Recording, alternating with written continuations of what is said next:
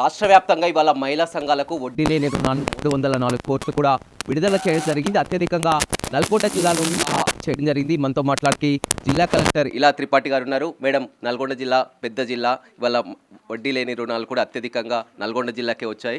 మొత్తం కూడా మీరు మాట్లాడుతున్నటువంటి మాటలు కూడా మహిళలకు ఎంతో ఇన్స్పిరేషన్గా ఉన్నాయి. చెప్పండి మేడం, ఏం చెప్తారు? థ్యాంక్ యూ రమేష్ గారు. నిజంగా ఒక మహిళగా, ఒక జిల్లా పరిపాలన అధికారిగా సరే అది నా బాధ్యత, కానీ ఒక మహిళగా వ్యక్తిగతంగా నాకు చాలా ఎంతో సంతోషంగా ఉంది. ఎందుకంటే నాది ఉత్తరప్రదేశ్. సో అక్కడ కూడా ఇలాంటివి పథకాలు ఇంత గౌరవం ఇవ్వడం నేను ఎప్పుడో చూడలే.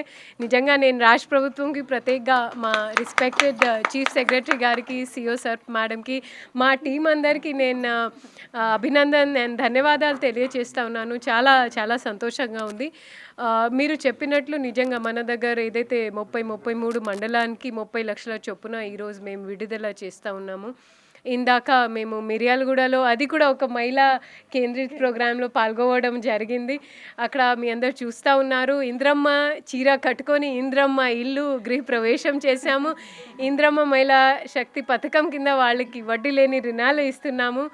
సో నిజంగా ఇందిరాగాంధీ ముద్రతో, వారి స్ఫూర్తితో మన రాష్ట్ర ప్రభుత్వం ప్రవేశపెట్టిన ఈ కార్యక్రమాల్లో పాల్గొనడం నిజంగా చాలా సంతోషంగా ఉంది. ఎక్కువగా వరుస కార్యక్రమాలు కూడా చూస్తున్నాం. మహిళలకు సంబంధించి చూసినట్లయితే వాళ్ళకు సోలార్ ప్లాంట్లు కానీ, పెట్రోల్ బంకులు కానీ, అదేవిధంగా అనేక కార్యక్రమాలు, క్యాంటీన్లు కానీ, అదేవిధంగా ఇప్పుడు కొత్తగా రైస్ మిల్స్ కూడా, జిల్లాలో రైస్ మిల్స్ కూడా ఏర్పాటు చేయాలి. అంటే రైస్ మిల్ మీకు తెలుసు రమేష్ గారు, మన జిల్లాలో అత్యవసరం. సో అది కూడా మనం ఆల్రెడీ పెట్రోల్ బంక్ ఆల్మోస్ట్ చివరి దశకి వచ్చింది. డిసెంబర్ ఎండ్లో మేము దాన్ని ప్రారంభిస్తున్నాము.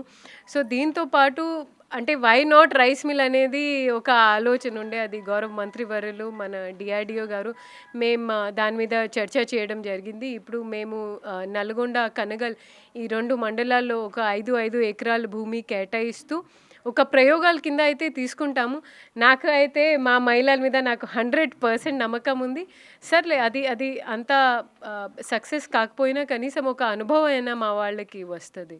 రోజు అసలు ఎన్ని గంటలు పనిచేస్తున్నారు మేడం? వరుసగా చూస్తున్నట్టంటే, ఎందుకంటే మొన్న నాగార్జున సాగర్లో మేము ప్రత్యక్షంగా చూసాం. చెంచులు వచ్చి మీ దగ్గర ఇక్కడ గ్రీవెన్స్లో మొరపెట్టుకుంటే ఏకంగా వాళ్ళ దగ్గరికే ఉదయాన్నే లేచి వెళ్ళడం జరిగింది. మళ్ళీ రాత్రి సమయంలో వస్తున్నారు.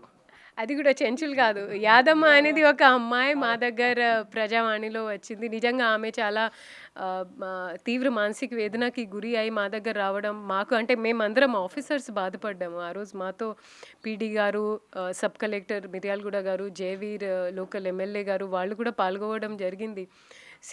రమేష్ గారు, గతంలో పెద్ద పెద్ద జిల్లాలు ఉన్నప్పుడు సరే రోడ్స్ లేవు, మా బాధ ఎవరు వినట్లేదు అనేది ఆ పరిస్థితి వేరే ఉండే. అంత టెలికాం కనెక్టివిటీ కూడా లేకుండే.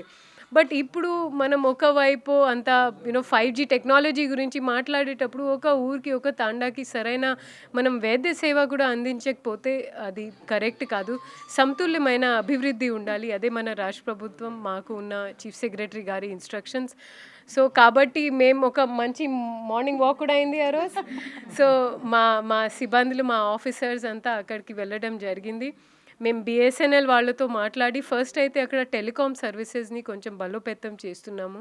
అదేవిధంగా అక్కడ వాళ్ళు ప్రత్యేకంగా అడిగింది ఏంటంటే, మాకు ఆధార్ కార్డ్ విషయంలో కొన్ని ఇష్యూస్ ఉండే. సో మా ఈడిఎం దుర్గారావు కూడా చాలా చక్కగా, చాలా యాక్టివ్గా ఒకరోజు ముందే వెళ్ళి మేము వారి రెసిడెన్స్ సర్టిఫికేట్స్ తీసుకోవడం జరిగింది. తర్వాత నెక్స్ట్ డే మేము వెళ్ళేటప్పుడు వారికి ఆధార్లో ఉన్న చిన్న చిన్న మార్పులు, చేర్పులు అవి అన్నీ చేయించడం జరిగింది. ఒక అధికారిగా మా టీం అంతా వాళ్ళు చాలా సంతోషపడ్డారు. యాదమ్మ అయితే ఫుల్ హ్యాపీ ఉంది, నాతో ఒక ఫోటో కూడా దిగింది. సో చాలా చాలా జిల్లాలో ఏ విధంగా ఉంది మేడం? ప్రజాప్రతినిధుల కంటే ఎక్కువగా కూడా మీరు గ్రౌండ్ స్థాయిలో పర్యటించినప్పుడు కూడా వరుసగా వారు చూసినప్పుడు ఇందిరమ్మ ఇల్లు, రేషన్ కార్డులు, సన్న బియ్యాలు, ధాన్యం కొనుగోలు కేంద్రాలు ప్రతిదీ కూడా మీరు గ్రౌండ్ లెవెల్లోకి వెళ్తున్నారు కదా. అంటే నేను నిజంగా చెప్తున్నాను రమేష్ గారు, నాకు పబ్లిక్ రిప్రజెంటేటివ్స్తో, ఆనరబుల్ మినిస్టర్ సార్తో, ఎమ్మెల్యేస్తో అందరు నాకు చాలా చాలా సపోర్ట్తో పాటు నాకు ఒక లేడీగా వాళ్ళు చాలా మర్యాద ఇస్తారు. సో దానివల్ల నాకు చాలా ఎనర్జీ ఉంది. నాకు ఏ విషయం అయినా ఒక చిన్న విషయం ఆయన ఎమ్మెల్యే గారు ఇది చేయవచ్చు, అమ్మ నువ్వు చేయండి, జస్ట్ నువ్వు చేయండి, నువ్వు చేస్తే మీరు సరిగా చేస్తారనేది వాళ్ళు నాకు చాలా ఫ్రీడమ్, నాకు చాలా స్వేచ్ఛ ఇచ్చారు. ఆ స్వేచ్ఛని కూడా నేను మిస్యూజ్ కాకుండా తప్పకుండా ప్రజలకి మేలు జరిగేలాగా నేను దాన్ని వినియోగిస్తున్నాం. మా టీం అంతా చిత్తశుద్ధితో పని చేస్తూ ఉంది. ఇటీవల మీరు చూసి ఉన్నారు, మనకి జాతీయ స్థాయిలో జల్ సంచయ్ జన భాగీదారీలో ఫస్ట్ ప్రైజ్ కూడా వచ్చింది, 2 crores అమౌంట్ కూడా వచ్చి ఉంది. అది కూడా మేము ప్రజలకి మేలు జరిగేలాగా మేము ఆ రాశిని మేము వాడతాము. Media is also very supportive of me. రాష్ట్రంలో కూడా పెద్ద జిల్లా నల్గొండ జిల్లా. మీరు మొదటగా వచ్చినప్పుడు కూడా నల్గొండ పెద్ద జిల్లా కలెక్టర్గా వచ్చినప్పుడు కూడా తెలుగు సరిగా మాట్లాడిన కానీ ఎలా ఉంటుంది అనుకునేది, కానీ ఇప్పుడు మొత్తం కూడా పూర్తిగా వారికి అందరికంటే ఎక్కువ స్థాయిలో అర్థమయ్యే. అవునా? సో థ్యాంక్ యూ రమేష్ గారు, మీ నుంచి రావడం అంటే నేను చాలా I wear it as a badge of honour. ఎందుకంటే సరే నాకు తెలుగు రాకపోయినా బట్ మేము కొన్నిసారి భావోద్వేగంకి గురి అయిన మా మహిళల్ని, మా పెటిషనర్స్ని చూసి, అంటే మేము వాళ్ళ భాషలో మాట్లాడకపోతే తప్పు మాదే. ఎందుకంటే ఒకసారి ఈ క్యాడర్ కేటాయించిన తర్వాత మేము తప్పకుండా బాధ్యత గల ఒక ఆఫీసర్గా వారి భాష, వారి సంప్రదాయాన్ని నేర్చుకోవాల్సిన బాధ్యత ఆఫీసర్ మీద ఉంటుంది. Hopefully I'm doing. చివరిగా మేడం, ఇది ఒక పెద్ద టాస్క్ అని చెప్పవచ్చు. పంచాయతీ ఎన్నికల షెడ్యూల్ కూడా విడుదల కాబోతుంది. మీ ముందున్నటువంటి పెద్ద టాస్క్ కసరత్తు ఏ విధంగా? అంటే ఆల్రెడీ మేము మన పెద్ద జిల్లా మీరు చెప్పినట్లు సో మేము పంచాయతీ ఎన్నికల విషయంలో ఆల్రెడీ స్టేట్ ఎలక్షన్ కమిషన్కి మా జిల్లాని 3 విడుదలలో చేయండి అనేది ఒక రిక్వెస్ట్ అయితే పెట్టడం జరిగింది. దీంతో పాటు గతంలో కూడా అంటే అక్టోబర్ నెల ఫస్ట్ వీక్లో మేము ఆల్రెడీ పోలింగ్ పర్సనల్స్ది వాళ్ళని గుర్తించి మేము ఆల్రెడీ ఏ ఫేజ్లో వాళ్ళకి కేటాయించాలో అనేది చేయడం జరిగింది. కానీ అప్పుడు మాకు ఎంపీటీసీ, జెడ్పీటీసీ కూడా ఉంది. ఇప్పుడు మేమంతా ఫోకస్ సర్పంచ్ ఎన్నికల మీద పెడుతున్నాము. ఈరోజు మనకి 6:30కి గౌరవ కమిషన్ గారు వారి వీసీ ప్రెస్ మీట్ కూడా ఉన్నట్టుంది.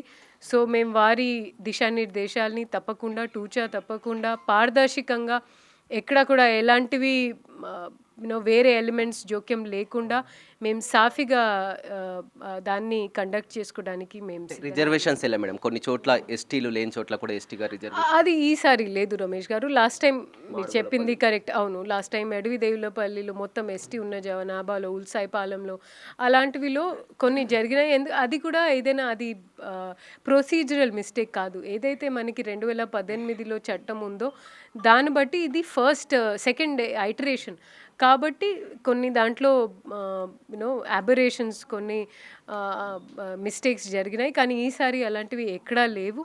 ఒకవేళ 0.1% ఇలా జరిగి ఉంటే మా దృష్టికి తీసుకురండి, మేము దాన్ని సరి చేస్తాం. రైట్, చూడొచ్చు వాళ్ళ జిల్లాలో మహిళా సంఘాలకు కూడా 26 కోట్ల వడ్డీ లేని రుణాలను కూడా విడుదల చేయడం జరిగింది. అదేవిధంగా మహిళలకు వరుస కార్యక్రమాలు, ఇందిరమ్మ ఇల్లు కానీ, సన్నబియ్యం కానీ, రేషన్ కార్డులు కానీ వరుస కార్యక్రమాలు చేస్తూ కూడా ప్రజల్లోకి వెళ్తున్నటువంటి పరిస్థితి కనిపిస్తుంది. మహిళలంతా కూడా సంతోషం వ్యక్తం చేస్తున్నారు. సంతోషంగా ఉందని కూడా జిల్లా కలెక్టర్ ఇలా త్రిపాఠి చెప్తున్నారు. వినోద్ రవితో Ramesh, big TV, Nalgonda. For more videos like this, subscribe Big TV channel.